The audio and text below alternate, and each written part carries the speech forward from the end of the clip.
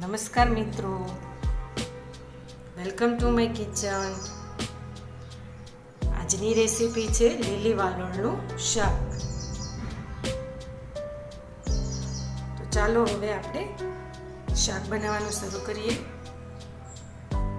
વાલોળનું શાક. તો અહીંયા મેં સરસ મજાની વાલોળ લીધેલી છે. તેને આ રીતના મેં નાના નાના પીસ કરી લીધેલા છે અને તેને ઠંડા પાણીમાં વોશ કરી લેશું. પછી એક નાનું બટેટું લીધેલું છે, તેને પણ આ રીતના પીસ કરી લેવાના છે. એક લીમડો લીધેલો છે, 3-4 પત્તા લીંબુનો રસ લીધેલો છે. એક નાનું ટમેટું લીધેલું છે. તો હવે તેનો આપણે વઘાર કરીશું. તો હવે આપણે ગેસ પર મૂકીશું. હવે આપણું કુકર ગરમ થઈ જાય પછી 4 ટેબલ સ્પૂન જેટલું તેલ એડ કરીશું. ગેસની ફ્લેમ ધીમી રાખીશું. તો હવે આપણું તેલ છે તે આવી ગયું છે. 1 ટેબલ સ્પૂન જીરું એડ કરીશું. 1 ટેબલ સ્પૂન હિંગ એડ કરીશું. લીમડો લીધેલો છે તે એડ કરીશું. 1 ટેબલ સ્પૂન હળદર એડ કરીશું. અડધી સ્પૂન ગરમ મસાલો એડ કરીશું. પછી જે આપણે વાલોળ લીધેલી છે તે એડ કરીશું. હવે જે આપણે ટામેટા લીધેલા છે તે એડ કરીશું. બટેટા લીધેલા છે તે એડ કરીશું. હવે તેને સારી રીતના હલાવી લઈશું.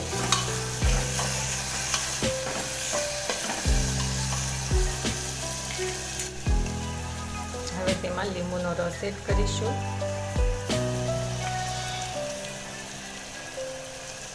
સ્વાદ અનુસાર મીઠું એડ કરીશું.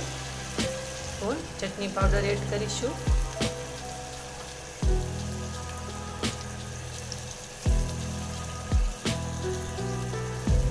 પાછું એને સારી રીતના હલાવી લઈશું.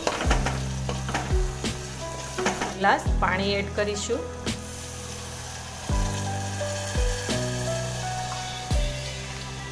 તેને પાછું આ રીતના હલાવી લઈશું. હવે પ્રેશર કુકરનું આપણે ઉપરનું ઢાંકણ છે તે બંધ કરી દઈશું.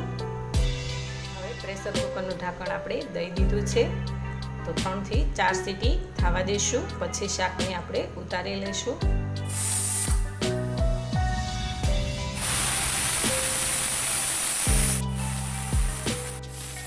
હવે આપણે ગેસ ઓફ કરી દઈશું અને પ્રેશર કુકરને નીચે ઉતારી લઈશું.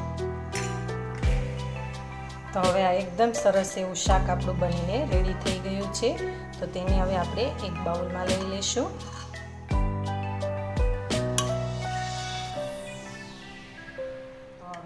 શાક બાઉલમાં લઈ લીધું છે. તેના ઉપર આપણે ધાણા એડ કરી દઈશું. તો આપણે ધાણા એડ કરી દીધા છે.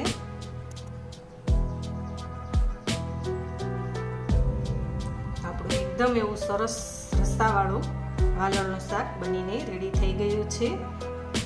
તો મિત્રો, તમને આ રેસીપી ગમી હોય તો લાઈક કરજો, શેર કરજો અને સબસ્ક્રાઈબ કરજો.